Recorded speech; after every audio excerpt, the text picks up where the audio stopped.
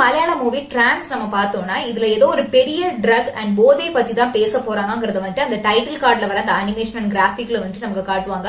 இந்த விஷுவல்ஸ் எல்லாத்துலயுமே வந்துட்டு ஏதோ ஒரு மயக்கத்துல இருக்கிற மாதிரி தான் வந்துட்டு அந்த விஷுவல்ஸ் எல்லாமே அமைஞ்சிருக்கும். நெக்ஸ்ட் இந்த படத்துல ஒரு இன்டர்வியூல பாஸ்டர் ஜோஷுவா கால்டன் அவர் பேசும்போது சொல்றாரு, தன்னை பத்தி சொல்றாரு. அதுல வந்துட்டு 15 வருஷத்துக்கு முன்னாடி அவருக்கு 18 வயசுன்னு சொல்றாரு. சோ இது நம்ம கூட்டி கழிச்சு பார்க்கும்போது இப்ப அவருக்கு கரெக்டா ஒரு 33 வயசு இருக்குங்கிற மாதிரி வருது. இது ஆக்சுவலா எதை ரெஃபர் பண்ணிருக்கோம்னா, பைபிள் படி இயேசு கிறிஸ்து 33 வயசுக்கு அப்புறம் தான் இந்த மாதிரி உபன்யாசங்களுக்கு எல்லாம் போக ஆரம்பிச்சாருங்கிற மாதிரியான ஒரு சின்ன ரெஃபரன்ஸ் இருக்கும்.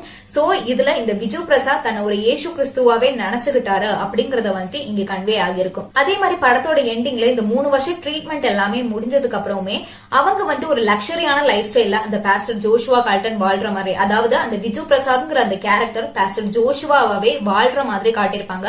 அது எப்படி நமக்கு புரியும்னா, அவங்க வந்துட்டு விஜு பிரசாதா இருக்கும்போது அவ்வளவு பணக்காரங்களோ ஒரு பெரிய லைஃப் ஸ்டைலோ இருக்கிறவங்க கிடையாது.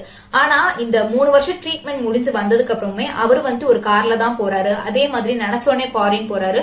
ஒரு ராயலான லைஃப் ஸ்டைல்ல அவர் அந்த ஒரு பாஸ்டர் ஜோஷுவா கால்டனாவே வாழ்ற மாதிரி அதை முடிச்சிருப்பாங்க. அதே மாதிரி படத்தோட எண்டிங்ல இந்த ஃபஹத் ஃபாசில் வந்துட்டு நஸ்ரியாவை மீட் பண்றாங்கல்ல, அந்த எஸ்தர்ங்கிற கேரக்டர் வந்துட்டு ஒரு இல்யூஷனா கூட இருக்கலாம்னு ஒரு பேச்சுமே இருந்துட்டு இருக்கு. பட் அதை பத்தி எனக்கு ஆக்யூரேட்டா தெரியல. சோ மூவிஸ்ல உள்ள காமனான எக்ஸாம்பிள்ஸா இது எல்லாத்தையுமே சொல்லலாம்.